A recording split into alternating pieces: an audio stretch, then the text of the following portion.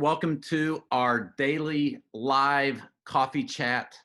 Ryan Frank coming to you with my coffee cup in hand. I hope that you have your coffee and that you are having a wonderful, wonderful, wonderful morning. What's up? What's up? Hey, welcome to my online coffee chat. We are in day 5.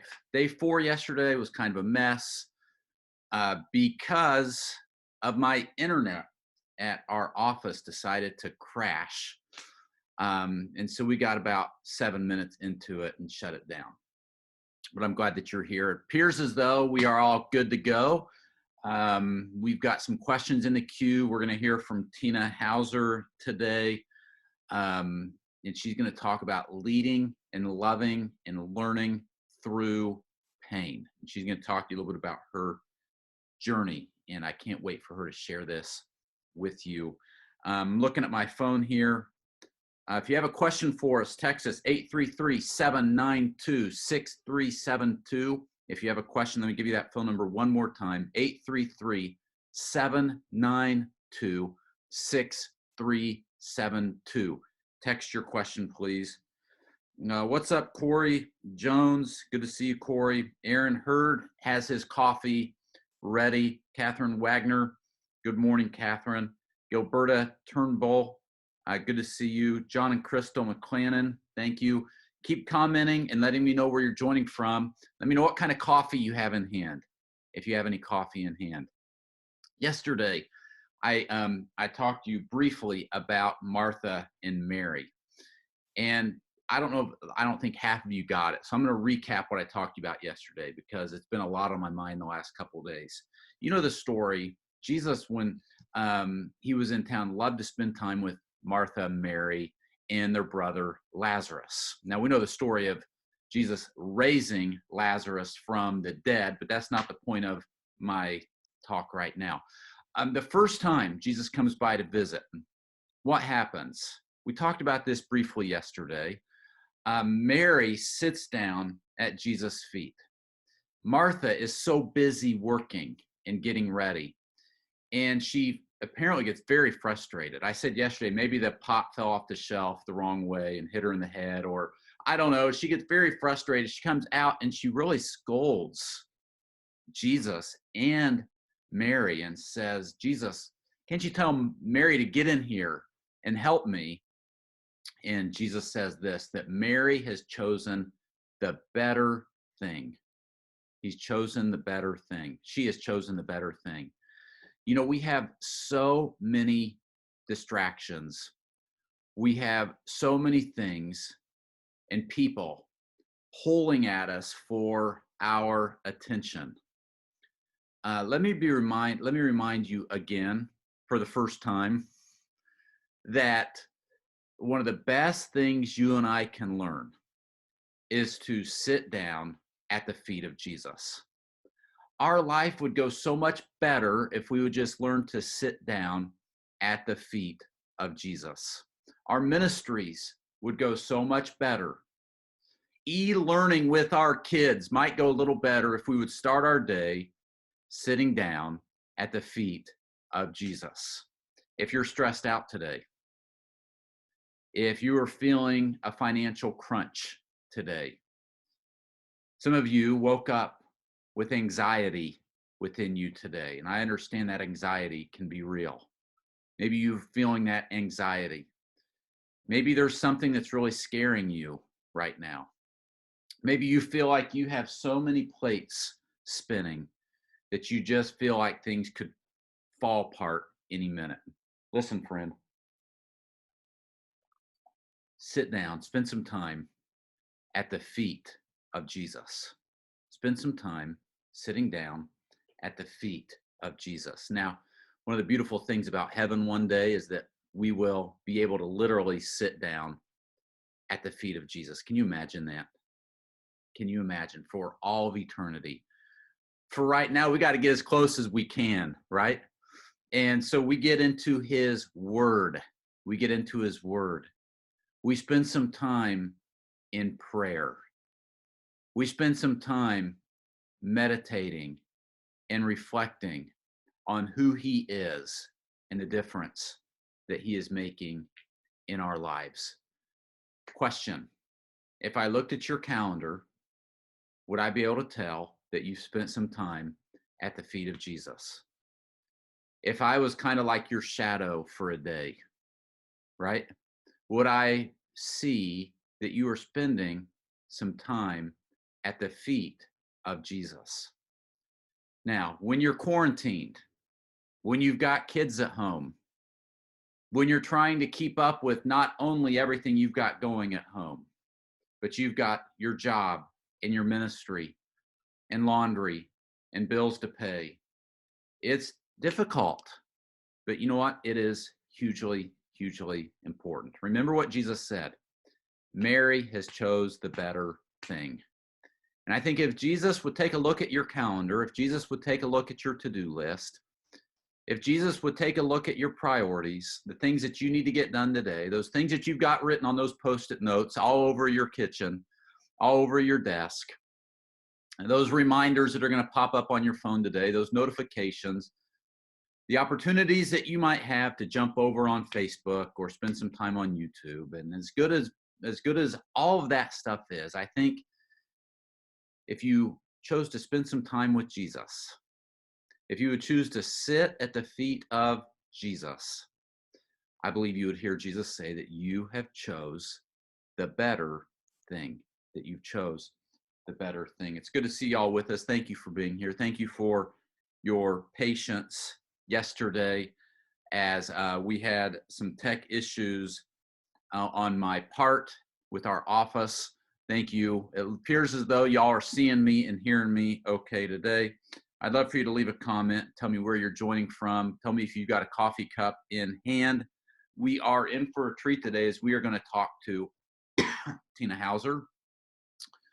Also want to give you a little heads up on something that we are working on for tomorrow. You heard it here first. Okay, you heard it here first. If you get my emails, you're going to get an email from me sometime in the next 2 hours about this. And you're going to hear me talk about it on Facebook this afternoon and tonight. We are working on something called the Kids Matter Super Saturday Kids Show. Doesn't that sound fun? The Kids Matter Super Saturday Kids Show. We are putting together a kids show for your kids at home and the kids in your ministry. And it's going to happen tomorrow morning at 11 a.m. Eastern Time, 10 a.m. Central Time. It is the Kids Matter Super Saturday Kids Show. And it's going to be so much fun. Let me pull up the lineup on my computer screen here. We're going to hear from Esther Moreno. She put together this awesome, the whole thing's going to be like 35 minutes. It's going to be a short kids show where I put together a bunch of different features that are about 3 minutes each. Esther Moreno is going to talk about loving your family, even when it's hard during a quarantine like this. Yancey is going to talk to the kids, and we are going to feature one of Yancey's songs. Sean Sweet has something for the older kids. You're going to love it. We're going to have Gateway Kids, this dance song featuring the Gateway Kids Choir. It's going to be amazing. Douglas the Puppet, also known as JJ Graves in I Love Kidmin, has created a brand new puppet feature on loving others. That's our whole theme for the kids show tomorrow, is loving others.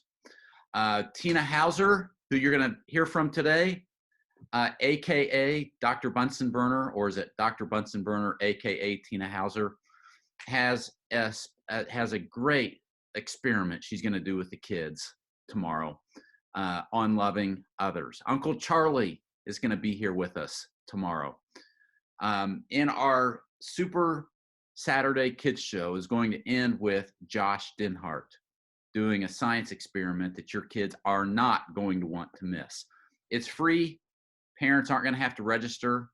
Their kids aren't going to have to register. We're going to broadcast this tomorrow. If you think this is a great idea, give my team some encouragement and say something in the comments, because they have been working hard the last 24 hours putting all of this together. Leave a comment if you think this is a great idea and if you'll help me spread the word. Parents aren't going to have to register. We're going to broadcast this here in the I Love Kidmin Facebook group, and we're going to broadcast it in the Parents Matter. You have to put a Z in parents, just like you put a Z in kids, in the Parents Matter Facebook group. Both Facebook groups. We're gonna encourage people to share this. This is going to be a 35-minute or 40 minutes at the most. We'll know this afternoon because we're putting all this together today. Kids show, and I can't wait. I can't wait. It's going to be so fun. It's the Kids Matter Super Saturday Kids Show. Will you mark this on your calendar for tomorrow? And again, in the next 2 hours, I'm going to have graphics that you can share on your church's Facebook page, that you can text out, that you can email out, that you can put on your Facebook page. You can put it on your Instagram. You can share it on your Snapchat. I'd love for you to help me spread the word. This is a kids show tomorrow at 11 a.m. It's going to feature Tina Hauser. I'm going to go ahead and bring Tina in. Let me remind you, if you have a question, I want you please to text your question to me, 833-792-6372.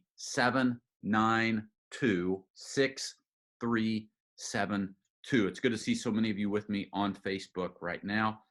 So glad that you are here with us. A lot of you got your coffee ready. What's up, Wendy? What's up, Michelle? Bobby Wheeler is here. Kathy, my friend from Canada, is here. Eva is here. Michael Kitts is here. Christina's here. Trinity, it's good to see you, Trinity. Thanks for being here with us. Jess is here. Kayla is here. Mark Campbell is here. What's up, Mark? Amber Pike is here. Wendy is here. Thank you all for being here. Christina, Michelle, Bobby, it's good to see y'all. Thank you. All right, Tina Hauser and I first met. Oh, my word. I feel like it's probably been 15 years ago. Had to be 15 years ago. Could have been even more than that. Back when Tina and I were in high school. No, it wasn't that long ago. Tina and I first met, and let me, here we go. All right, Tina, we've got you on here with us. Tina and I were both children's pastors in small little towns in Indiana, and we met for coffee and struck up a friendship. And the Lord's allowed us to do some neat ministry things together, and we've maintained a great friendship over the years. Tina and her husband, Ray, are dear friends of Beth and I. And Tina, thanks for being with us today. It's great to be here. Thanks, Ryan. So I know you're going to want to brag on these grandkids of yours. So tell us what your grandkids are up to, and tell us what Tina Hauser's up to. I know you've got a new book. Tell us what's been going on. Yeah, well, I haven't seen my grandkids except through FaceTime. Haven't been able to touch them for 7 weeks, and that's got to be they're killing getting you. a little antsy. We took the car over and sat in the cul-de-sac in the car and watched them ride their bikes. So, did you really? Yeah, we did. And we'll probably do it again. Illinois is going to be one of the last states that rejoins civilization, I think. So, last book out was Heirlooms, which is how to pass faith stories on to your grandchildren. And so we usually have Lucy, the 3-year-old, in our home 4 days a week. And so it feels very empty around. It does. It probably seems empty and quiet. Oh, it's just crazy, but still the time is filled up. There's still plenty to do. Now tell us a little bit about, I know the focus of our conversation isn't on grandparenting or your new book, but I do want to talk about it briefly. So tell us a little bit, is it written for grandparents? Is it written for pastors? Who's, no, what's? It's written for grandparents, Okay. And it gives them practical tools of how can you step into conversations when you have your grandkids with you, just to tell them a little bit. Don't have a 45-minute session of, okay, you're going to sit down and hear my life story kind of thing. But, a piece of clothing might have a story behind it, or a picture on the wall, or a piece of jewelry. You never know what you're going to come across. And you can just step right into that. And for a minute, 2 minutes, tell your grandchild part of your faith story that connects with that piece of clothing or whatever. I love it. And there's lots of information. It's for grandparents. I Yeah. love it. Is it your 19th book? Yes. Is it really? Yep. Number Nice. 19. Yeah. You slacker. Come on. What are you going 20s to and do on with up. your time? Okay. I brought a team together of 3, 4th, and 5th graders to help me write the next one. I bet you did. I did. I had a brainstorm session last Friday with on Zoom with 3 of the kids, and I said, Oh, "Okay, fun. here's development. Here's what they're, tell me what." And it's going to be on pre-service ideas. I love it. Oh, that's a great idea. Pre-service ideas. Yeah, what to do that 15 minutes before the kids start settling down while they're arriving. That can be a productive, effective time, Yes. can it? Yeah, very productive. If you've got it in your head what you want to do with it. Yeah. I love that. I love that. So Tina's written books. She helped us for years as our editor of Kids Matter magazine. Tina and I do webinars frequently. She travels and speaks. She consults with churches. She has been a children's pastor. She is volunteering at her church. She's a grandparent. I mean, she just has so much going on. And she's also had quite a personal journey. Even prior to the last year. I mean, Tina, I don't want to steal your thunder, Tina, because I want you to tell your story, but she has had a lot of health issues her whole life. And it seems as though it's really intensified over the last year. Yet, Beth and I have just been so amazed at her outlook and her joy, and how the Lord seems to, she seems to understand that God is still at work, and her perspective. And I've asked Tina to kind of share part of her story to be an encouragement to you, because maybe you're dealing with some stuff right now, and it could be physical issues. And a lot of you have physical issues, or your spouse does, or someone close to you, or there's some other pain in your life. And how does God use that pain for our good and to make us better? So Tina, I'm going to stay on here because I may interject a little here and there, but I really just want to let you talk for a few minutes. And thank you for doing this, because I know this isn't easy, or I assume it isn't easy. I shouldn't say I know, but I assume it's not necessarily easy. And here you were all prayed up and amped to do this yesterday, and we couldn't do it. But bless your heart. All right, so Tina, I'm going to be quiet. I'm going to let you talk for a few minutes, and thanks for sharing your story. Okay. Thanks, Ryan. Thanks so much for this opportunity. Yeah. And I really mean that from the bottom of my heart, because this is the first time I've shared publicly about any of my thoughts I've had about what's taken place this last year. I told Ryan that, and he goes, the first time, are you going to be okay with this? Well, we'll see, And coffee chat. I'm one of those rare people that I've never even tasted coffee. I don't like the smell of it. So I have my water. You got your water. Okay. Yep.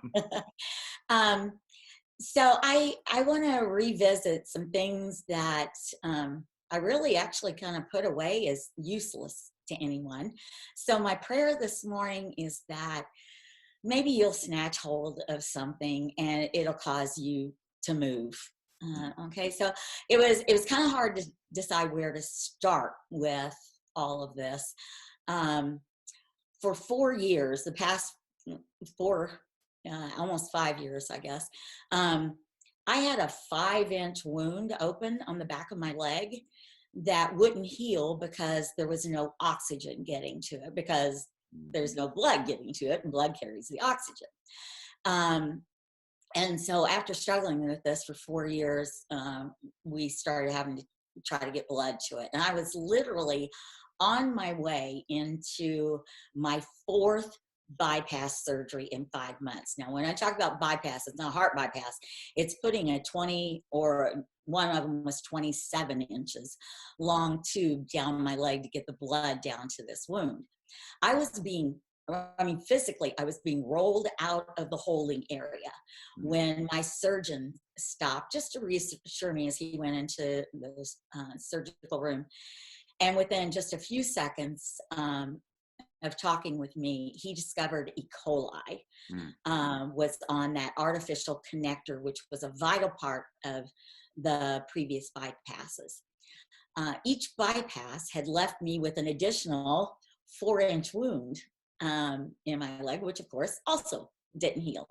So I'm starting to look like a dog has used my leg as a chew toy, or I've been through a meat grinder or something. Because of the E. coli, the 4th bypass attempt was no longer a possibility. So I had a choice to make immediately, and I'm not talking about think it over for a week. I'm talking about within a couple hours. My choice was now down to 2 things. I could go home and wait for that connector to blow, which was inevitable. Or I could have the leg amputated above the knee and get rid of all of those open wounds and that connector. The surgeons made it clear that if I decided to do nothing, it was not a matter of if it would blow, it was a matter of when it would blow. And they also made it quite clear that when it blew, I would not have time to get to the hospital to stop the bleeding. So in that little amount of time, of course, a lot of things went through my head, but it all kept coming back to my grandkids. It kept coming back. Okay, here's where I'm not going to try to go here. Okay, it kept coming back to Bowen and Kendall and Lucy, because they spent a lot of time in our house and we spent a lot of time at their house, and we're together at church. And the thought just kept going through my head that they might be there when that happened, and they would witness their silly grandma bleed out right in front of them. So there really was no choice. One day I had a leg, the next day I didn't. And that was June 17th of this past summer. And that day, life changed. There was no going back. I couldn't change my life after the leg, my mind after the leg was gone, and go, you know what? I really didn't want to do this. Can you put it back on? And it definitely wasn't going to grow back. Things were just going to be different. And it wasn't just going to be for a while. It was going to be for the rest of my life. And I needed to wrap my brain around that and figure it out. One of the amazing things about giving your life totally to the Lord, and I want you to think about that word totally and envision it in all caps, okay? Totally. I'm an editor, and all caps is really an irritating thing to me. Don't ever send anything to an editor with all caps, okay? It means that nothing else is important if everything's in caps. But right now, I just want you to think of totally as in all caps. And one of the amazing things about totally turning yourself over to God is that our holy God is the same yesterday, today, and forever. The physical challenges are always going to be there for me today and the rest of my life. But the spiritual, eternal things had actually just kept moving closer. My godly husband, Ray, he'd not gone anywhere. He was there every second of this. My amazing family surrounded me. My church family hadn't moved, and they hadn't gone silent, which is really important. And that's why I can say in all sincerity that when I posted on Facebook with an amputation update, and I said, it's only a leg.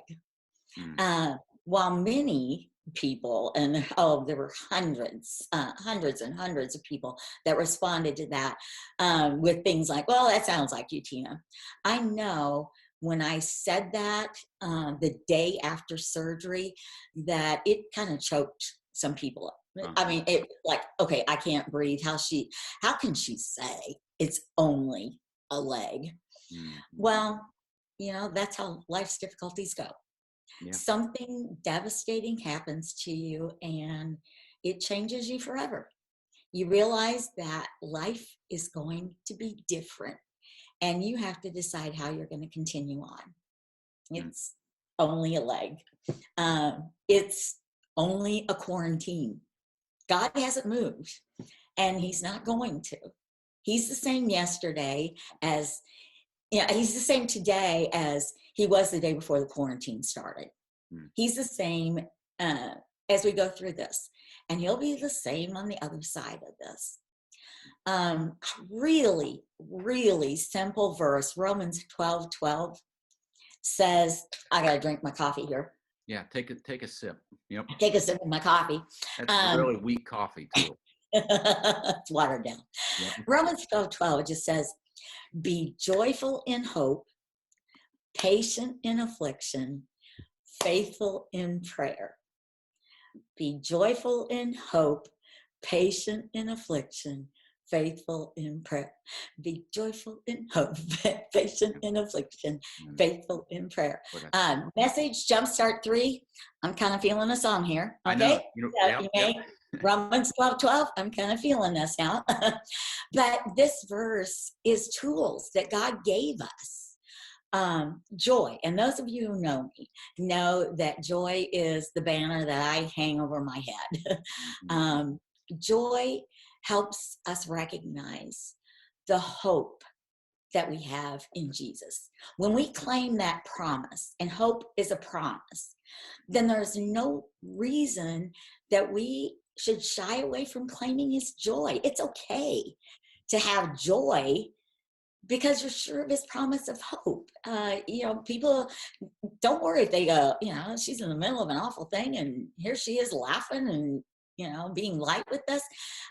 It's the tool that God gave us because we believe in the promise of hope. Patience, to recognize that this may go on for a while. Your difficulty may go on for a while. Mine's going to go on for the rest of my life. I'm not going to have that leg. But it's temporary because it's of this world. This life and whatever the difficulties are that it brings are just this little blip on a radar of eternity.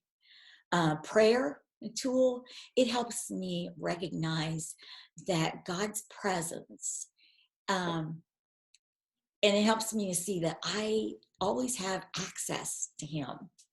This whole amputation experience, when you look at the big picture of my life, it really wasn't anything new to me. I mean, I'd had 65 surgeries. This was number 65. And I had 45 years dealing with this diagnosis. So at this point in my life, it was something, the word I really want, I don't know what it is, but automatic is as close as I can get right now. Something I just automatically claimed because of my history, because I knew God's faithfulness. God had worked on me enough that I understood joy in hope, patience in affliction, and faithfulness through prayer. And they had become part of who I am. I really, I don't want to come off as bragging about my spirituality or anything. That is not where I am. But this is just part of a 50-year journey that I've been on with Jesus. I'd like to think that some of it's soaked in during that time. And that's what comes with walking with the Lord for a lifetime. And that's one reason I am so committed to kids ministry. I want kids to walk a lifetime with him, not make all the stupid mistakes and then finally come to themselves decades down the road. I mean, I'll take that, but I really want it to be different for them. I want it to be a lifelong journey.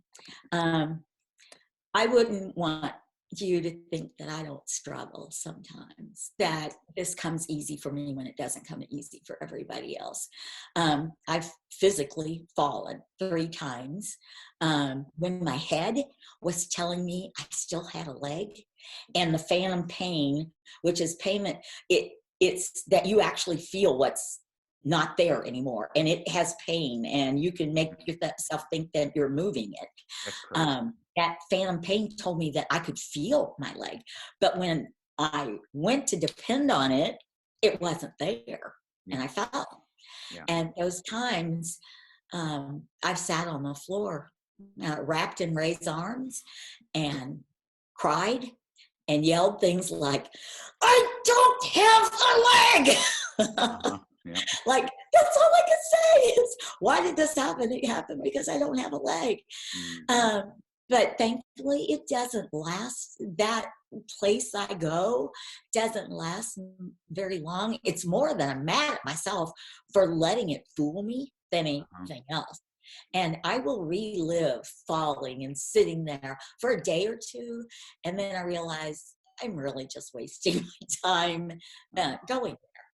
Um, I've got to tell you that one of the hardest parts of all of this has been trying to figure out where I now fit in children's ministry.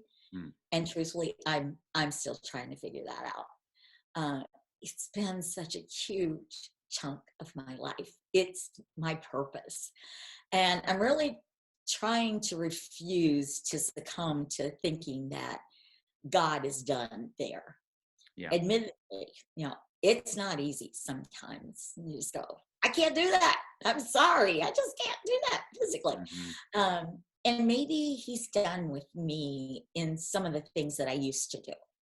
But Mhm. I just can't believe that he's done having me involved with bringing his word and his love to kids. Yeah. I just can't go there. So the way I've dealt with that is I looked at the areas of my local church's ministry where I wouldn't need to be in the room with the kids because the wheelchair is bulky, and Mhm. to turn it around, it's like, clear out everybody. And there's just lots of hazards to consider, especially when you're just getting used to it. Um, you can ask Lucy. I run over her little feet 3 times now. Aw. Uh, the first time was with my really heavy motorized chair. We call it tank. It takes 3 grown men to pick this thing up. That's how heavy it is. And I had run over her foot and was sitting stopped on top of her foot. And she just wailed, didn't cry, just went, "Ah!" like this, and was pointing down next to me. "Ah!" And I finally got the message and looked down, and then I didn't know, do I go forward? Do I go backward? She never did shed a tear, though. She's a tough little bird. Um, you know, the our house, the woodwork throughout the house is just horrific. It's Mhm. going to take thousands of dollars to repair it. I mean, I was a terrible driver at first. They don't make you go through, wheelchair training or anything. They just kind of set you loose with it. I've had 2 kids at church terrified of me. I mean, behind mama's skirt, holding on for dear life. It absolutely broke my heart. I went home and cried the rest of the day. Mhm. These were both kids who didn't know me pre-wheelchair, but still that had never, ever happened to me. Mhm. In addition, a hard thing to get used to has been that I normally taught a group of kids who met in the basement of the church, and Mhm. there's no way for me to get down those stairs. Mhm. And we just found out officially this week that all permits have been denied for a chairlift to go down there. So it's just one crazy thing after another. So I started looking for things that I could take care of at our church, and the first thing that came to mind was scheduling. The person that was doing it was she was at a point in her life when she was just swamped. She was going to school, she had a full-time job, she had kids activities, the holidays were coming up, and so I volunteered to take that off her plate. But I have to tell you, I hate scheduling. I always have. I do it, but I've never liked it. It's been a necessary evil in children's ministry, and I've disciplined myself to do it early so that I can get it out of my thoughts and move on to the fun stuff without it hanging over my head. But someone even offered me a job one time, and I said I'd take it. Um, but the stipulation was that somebody else would do the scheduling and staff the nursery. So I didn't take the job. But, um, but God has humbled me through that, and it's actually been a real pleasant challenge now. Our volunteer base has slowly grown. I think in some ways, I see your texts, your Facebook posts that I dread Saturday nights and getting texts and Sunday mornings and stuff. We just don't have that very often at all. I mean, it's got to be somebody's kid throwing up all over them 10 minutes before church starts for them to call and say, I'm sorry, I can't get there. But I think I make people feel guilty. I mean, how can they call me and say, I'm not feeling all the way up to par when they know Well, I'm that's a going to good be there in point. my wheelchair? They can't do that to you. And how can they call and say, I had a late night last night and I'm kind of tired, when they know I'm not a strong person, but I'm going to be there. But you'll be there. Week by week, I've added more responsibilities. In fact, last night I was fleshing out an idea with somebody about something that I might leave. Actually, the quarantine has been a blessing in a weird sort of way, because I can do so much online that I wouldn't be able to do in person, or even be called on to do in person. I thought, well, maybe I'll just write more. I love to write, but I've been in quarantine pretty much for a year and 4 months, because I spent 4 or 5 months. I was in the hospital 80 days in a hospital room, so I was quarantined there. And then when they sent me home, I had to stay in my bedroom for months. So not using my shoulder, I'm feeling really free to be able to walk, get around the house. That feels like the whole world's opened up. But because I didn't use my hands or my shoulders for that long, they were extremely weak. And now I have permanently ruptured the tendons in both of my hands, which has left me only able to type with one finger on each hand. Really? Yeah, so it's the kind of thing, which wears my shoulders out, wears my fingers out. I can do it. It just takes a lot longer and it hurts a lot more, to be honest with you. It's also rupturing those tendons has taken away my grip. So fine motor skills are really a challenge. My husband, I'll just fess up right now. He has to dress me. I can't get dressed by myself. Yeah. And, was that a woo-hoo or a boo-hoo? That was a woo-hoo coming from the other side of the room inappropriately. And he also, I drop things all the time and I just leave them there because I can't pick them up. I don't have the grip. And so, I just leave a casserole dish here, a sprig of asparagus and melting ice cube. And then he just goes through the house picking everything up and putting them away. Yeah. It's kind of, it's sad and funny at the same time. A verse that we all know that is so familiar to us, Proverbs 3, 5, and 6. It says, trust in the Lord with all your heart, totally, okay, all caps, totally, and lean. It says, and lean, not on your own understanding. In all your ways submit to him and he will make your path straight. I'm not going to pretend that I understand any of this. Why my leg was amputated, why would this happen? I'm not going to pretend that I understand any of it. It's not my place to have to understand it. Leaning on me understanding it is absolutely futile, trying to figure that out. Giving it up, though, and saying, I don't understand this, God, is when his grace and his peace become more real.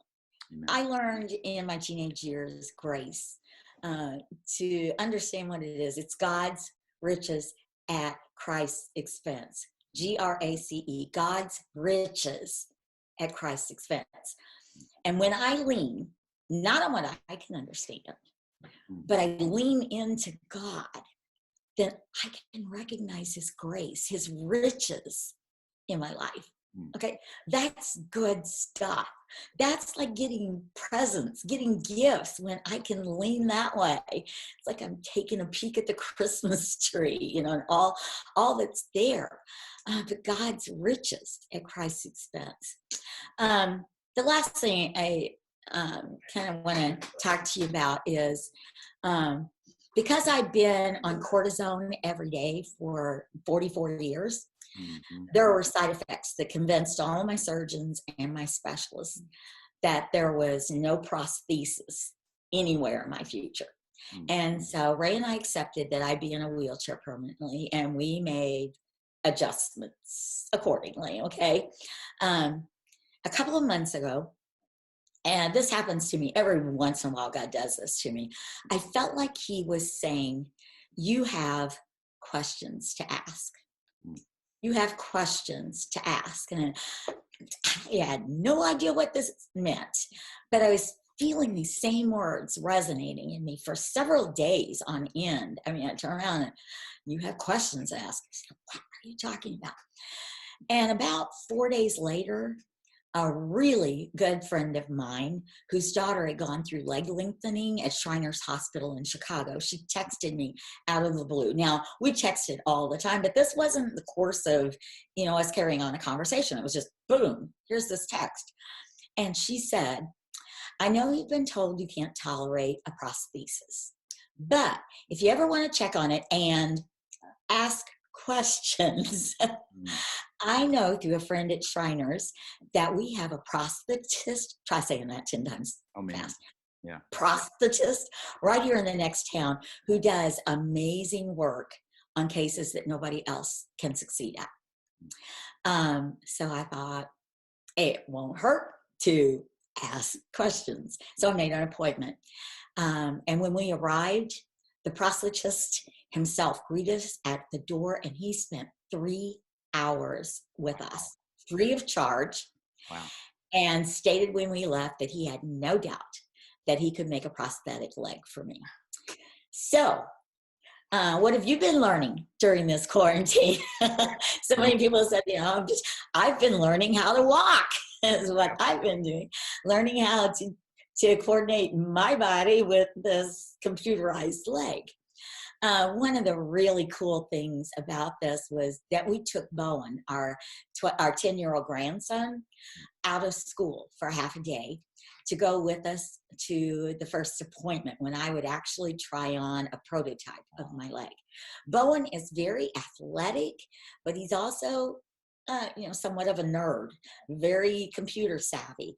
But I wanted him to see that computers have a very a ministry place in our world that is different than video games. It's more than just video games. And so Dave, that's the prosthetist, he put the leg on, and I took 2 steps right off the bat, and Dave turned to Bowen, and Bowen had my iPhone there, and he was documenting the whole thing, taking videos and pictures and all this. And Dave asked Bowen, said, well, what do you think of Grandma? And Bowen's response, I mean, he didn't think about it. It just kind of fell out of his mouth. And he went, they told her once she'd never walk again. She's got this. Aww. Because this happened 30 years ago with the other leg. They told me I'd never walk again.